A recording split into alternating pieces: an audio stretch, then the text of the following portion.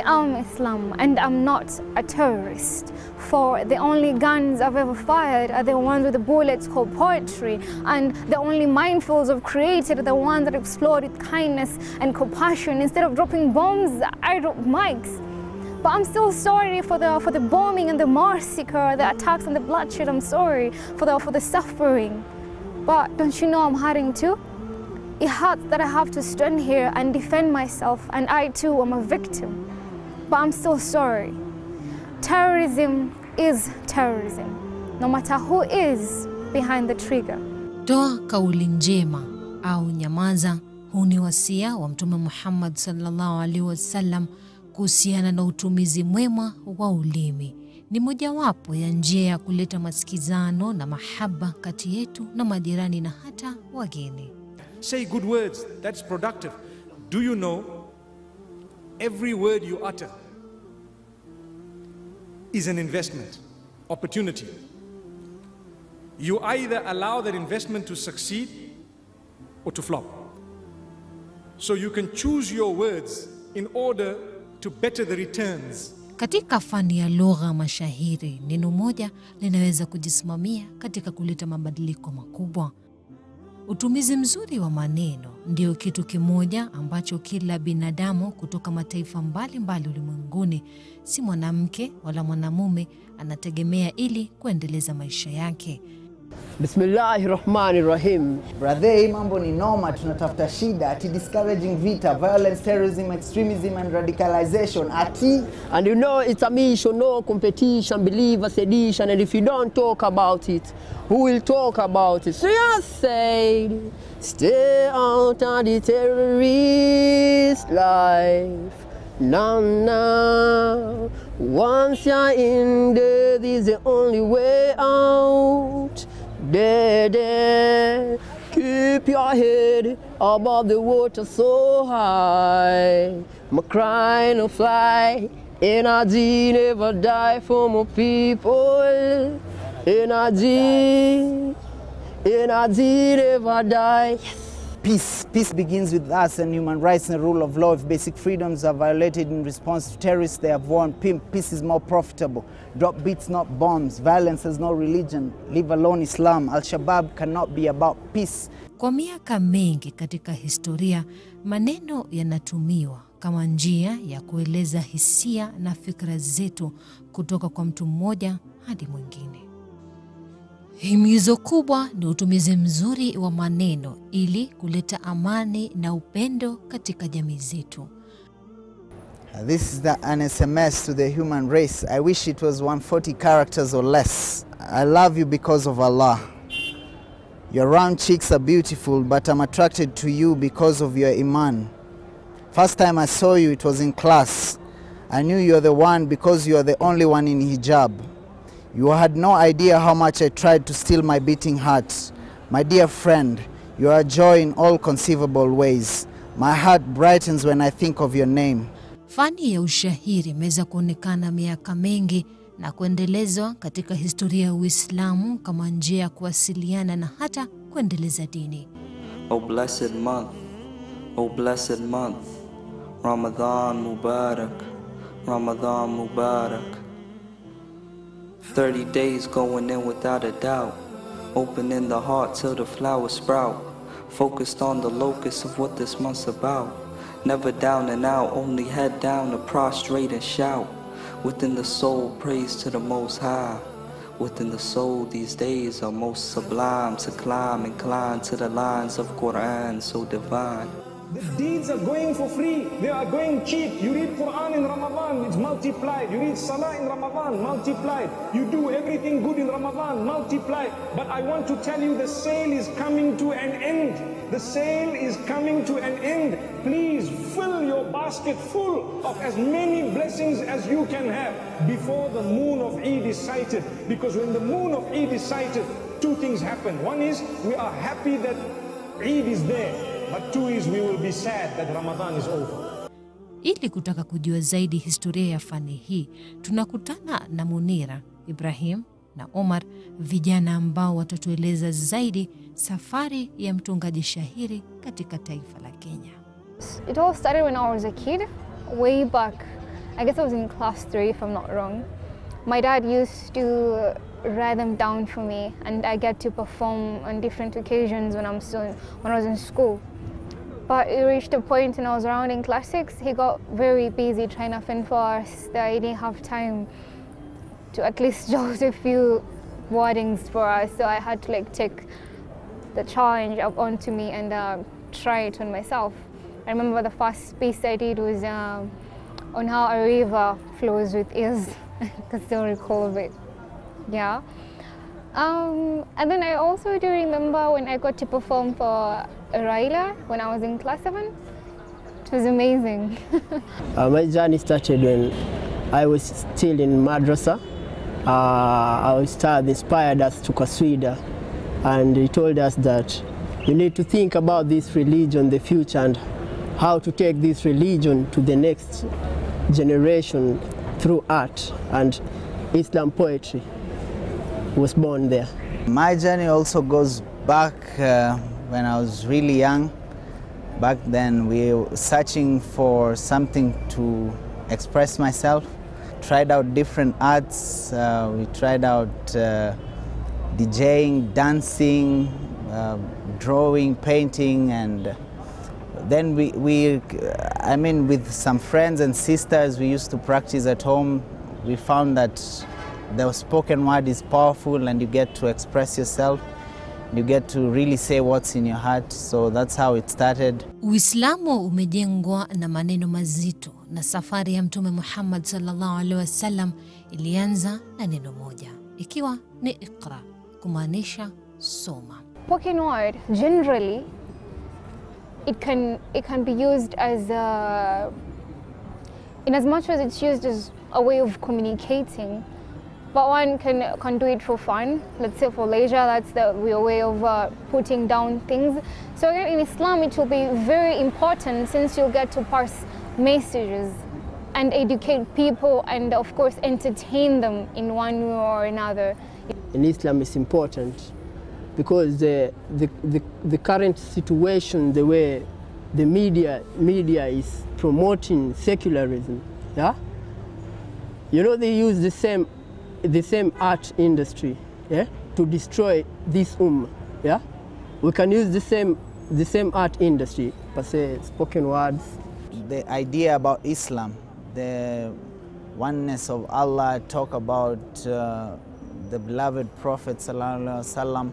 We can talk about these things in public, whereby it would be difficult to start giving a khutbah or start giving a lecture or a class. So it's easy to just go in a park and start performing a spoken word that is saying like Islam is one calling, a true calling, and join us and things like that. So people will listen even if they don't take action, but they'll get this idea. Fani ya ushahiri ni muhimu sana katika dini ya Kiislamu, kwani imetumika katika kuendeleza dini wakati wa Mtume Muhammad sallallahu alaihi wasallam, na imeweza kutoa njia mbadala ya wenye talanta hiyo kujieleza na kushiriki katika kujenga dini na taifa kwa ujumla. These words you don't express different from speaking, so much different that the person who's listening might get out of the flow. It's easy to understand spoken word. You're speaking them, you're talking. It's like we are talking, but in a different way, a little bit. Fani ya ushahiri katika Uislamu haijaweza kubadilika na kadri miaka inavyosonga. As we sit and blame God for the problem of evil, aren't you the all-powerful? Please turn it back to peaceful. Despite the fact he gave us all that we needed to free these people. But are we even people?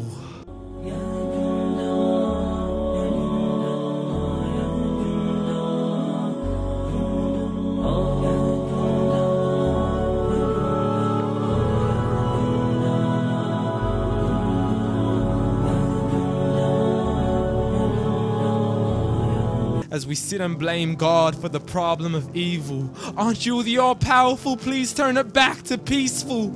Despite the fact he gave us all that we needed to free these people. But are we even people?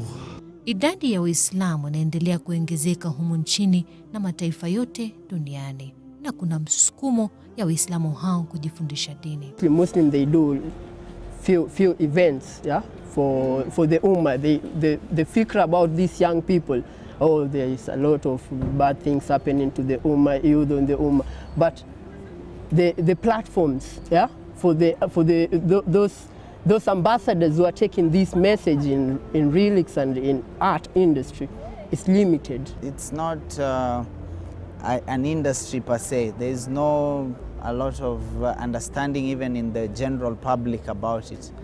It's more like very grassroots, one-to-one kind of, each one teach one kind of situation. Yeah. Like where we rehearse, there's a few youths there, they listen, but we don't get big audiences, so that's a challenge as well. Most people tend to associate terrorism with Islam. I find like when you do such pieces, you kind of educate them more and try and bring information to them. Mashirika mbalimbali yamebuni njia kuendeleza da'wa kwa jamii, lakini kuna pengo kubwa ya Waislamu wengine ambao bado wanajitahidi kupata elimu ya dini. Yeah, we start with ourselves because we are the youth who are struggling with what's going on right now. For one, it helps you meditate upon a lot of things that's happening, and it gives you a channel to share what you're thinking and what you're experiencing. Like some of the things we put into spoken word, you cannot just talk to a brother and tell that this is what I'm thinking, but through the art you're able to get a listening ear. Yeah. I realized when I myself at a personal level, when I started this poetry, I was able to reach youth, yeah, even in the heart of the ghettos, where it's hard to talk to them, yeah, because they listen to the vibration, yeah, and they relate to the vibration, and they feel like he's telling us the truth. And after that, for sometimes you see the change in the place, because I see them now coming to Salah. Most of them, who I know them, you know, at a personal level, I've seen changes. Njia ya kujitumbuiza na kujifurahisha nafsi yako kupitia masikio ni kuimba. Uislamu unaruhusu mtu kuimba kwa masharti, na sharti moja ikiwa ni sharti ni kutokuwa na maneno au vitendo vibaya ambayo imeharamishwa na inaweza kuathiri jamii. Lakini je, karne ya sasa ni hayo yanayofuatwa au kuna tashwishi? And I have asked religious non-Muslims, I'm talking of Christians and Jews and Hindus, etc., naming top pop stars from the music industry. Would you allow your children to listen to this person? Never. Would you allow them this? Never. Would you allow them that? Never. Why? It's dirty, it's immoral, it's filthy, it's degrading, and it's unacceptable, not in my home. But you're a Christian, I know, not allowed. But you're a Jew, not allowed in my home. But you're a Hindu, never, not with my children. Na kuna kurusha maneno inajulikana like we're speaking, yeah, it's the word that we're talking in, yeah. But rap, the flow is different. People are, it's talking, but it's hard. It's hard talking. I would say it's the main difference is that spoken, it focuses on the words. What you're saying is important. Yeah. Whereas rap is a lot about emotion and the instrumental, the rhythm. It's about the rhythm. In as much as nowadays people tend to put beats into poetry and spoken word poetry, that's not how it is, or how it used to be, or how it should be, yeah? Because you'll find, that's what we need to find the distinction between, the difference between poetry, spoken word poetry and rap. And rap, they don't have particular way of spitting their words, if I may use such. In as much as they have the lyrical value of it and the powerful voices and the urge and all that, they think that that's what will sell for them. And unlike poetry, you need to be very careful in the words you're picking. Neno ni chombo muhimu ambacho kinaweza kutumika kujua historia yetu na kuweza kubadilisha maisha ya vizazi vijavyo. We all know poetry was originally, it was tradition. That's how the Asian people they used poetry to pass information, or if you want to teach your daughter how to cook, you'll put it in a lyrical way or in a they'll have the rhyming ways for them to learn it easier, and it will be easier for them to memorize. And like nowadays, it's how you put down your words. It doesn't matter if you rhyme or you don't, if it has the lyrical value of it or it doesn't. It's the message in it, how powerful it is, how you deliver it. First of all, we don't try to tell them they're wrong. We try to give them something that entices them, something they relate to. So we will, like he does swing that sounds like dancehall, so they relate to that sound. But the flow of it, but now the content is very much Islamic. And everyone, when they listen that content, they'll have different thought about it. Yeah? You'll change. Myself, I've seen a person changing from what I was flowing. Yeah? I was employed some time back. Yeah? And that colleague of mine became a Muslim. Mashirika yanaweza kuleta msukumo, mabadiliko na kuhakikisha haki imeweza kupatikana iwapo yatatumika kwa njia inayofaa. Jihad nzuri ni ile ya kutumia maneno mazuri ili kuleta amani na wala si utumizi wa nguvu na silaha. The most common way I go about spoken word poetry is I get to pass not only my message to the youths, but it also helps me in putting down my feelings, what I feel generally about the society, things that affect the society at large, families and all that. So I get to sit down and see how the society is affected by different things. Then I narrow it down to it. And that's how I influence the society at large. Kama Waislamu, ni jukumu letu kuhakikisha tunatumia talanta zetu ili kuleta mabadiliko na kuwa mstari wa mbele katika kutumia mawasiliano na teknolojia kuwa kielelezo chema kwa wenzetu wa dini tofauti. My biggest dream is to make da'wah through this art, yeah?